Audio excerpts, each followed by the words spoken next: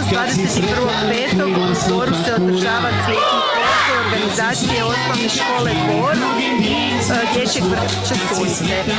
Pod pokroviteljstvom turističke zajednice Pounje Banovina i općine Dvor. Proljeći Prije nego što počnemo, prirode. mogu ja jednu veselu pitalicu? Dobro, stavite brze prstiće ovak na uši da vidi koliko znate, koliko učite. Dobro, a sad bi mogli nekog pozvati, jel može? Dobar dan svima, djeci posebno, baš pa lijepi, zgodni i ostalo.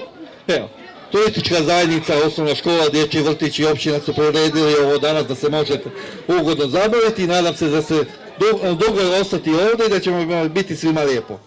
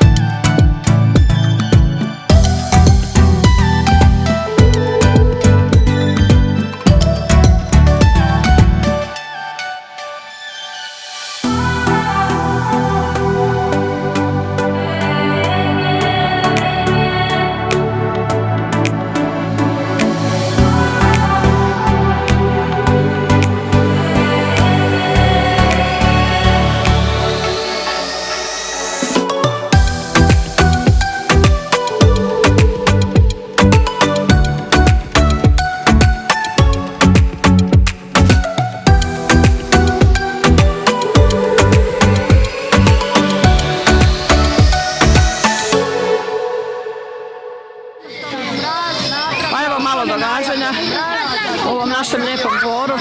Nakon jednog ružnog dana što je led istresao sve što je mogao u Unčanima, nešto lijepo da se djeca mogu radovati, i oni koji su školarci i vrtićanci i oni koji to nisu, i hvala svima koji su to omogućili naše djece.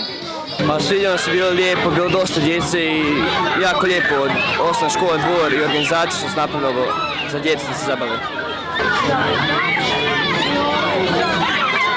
Super, svake godine tako bude i djeca su zadovoljna, srećna i mi s njima i to je to. Kako ste svi? Kako je bilo? Kako je bilo? Super! Super! I to je to. Nismo ništa previše dugo, nije, evo možete snimiti tu ove kostime, nisu bili pretjerano zahtjevni za napraviti, tako da nismo dugo radili. Koji je to razred bio? Ovo je razred 4. Pa predivno, prvi put ovako nešto organizirano i svaka čast organizatoru.